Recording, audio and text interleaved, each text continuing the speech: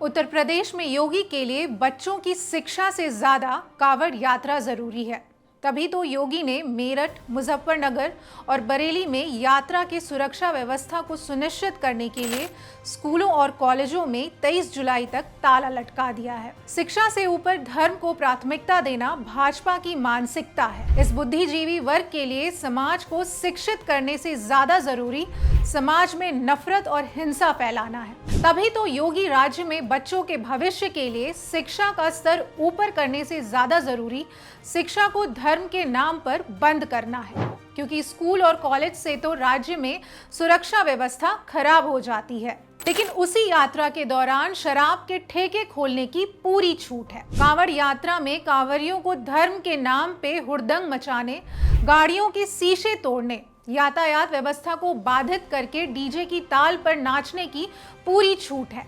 उन पर कोई कार्रवाई नहीं की जाएगी। लेकिन आदेश के खिलाफ अगर स्कूल खोले गए तो उन पर कार्रवाई का सख्त आदेश दिया गया है। अगर आप राज्य में धर्म के नाम पर हो रहे अपराध को लेकर लोगों को जागरूक करेंगे तो आप अपराधी की श्रेणी में आ जाएंगे और आप पर माहौल खराब करने के लिए FIR दर्ज करवा दी जाएगी। हर जन जन तक पहुँचाना, कांवड़ में मत जाना, तुम जानत दीप जलाना, मानवता की सेवा करके सच्चे मानव बन जाना।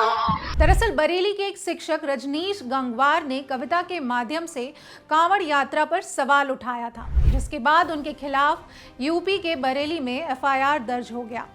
अब सोचिए, उस शिक्षक ने सिर्फ इतना कहा था कि पहले इंसान बनो फिर भक्त बनना।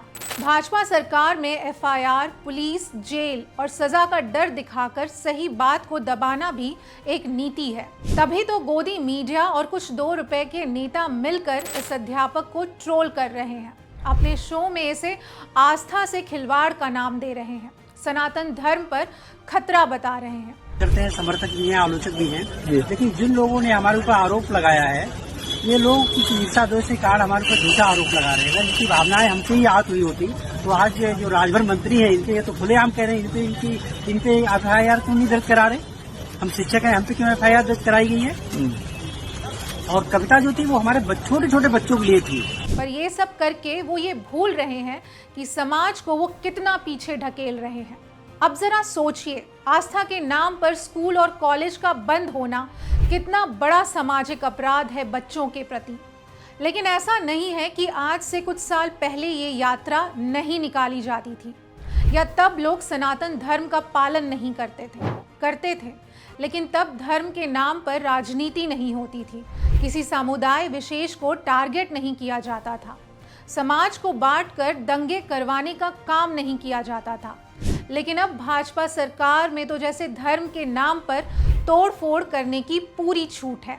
और हो भी क्यों ना, जब खुद सरकार धर्म के नाम पर किसी समुदाय विशेष को टारगेट कर उनसे उनकी रोजी रोटी छीनने में लगी हो और कांवड़ यात्रा को ढाल बनाकर गुंडई करने वालों को प्रोत्साहन दे रही हो, क्या ये अपराध को बढ़ावा देना नहीं है? लेकिन भाजपा कुछ नहीं करेगी, क्योंकि उन्हें आने वाले चुनाव में भी तो हिंदू मुस्लिम करना है।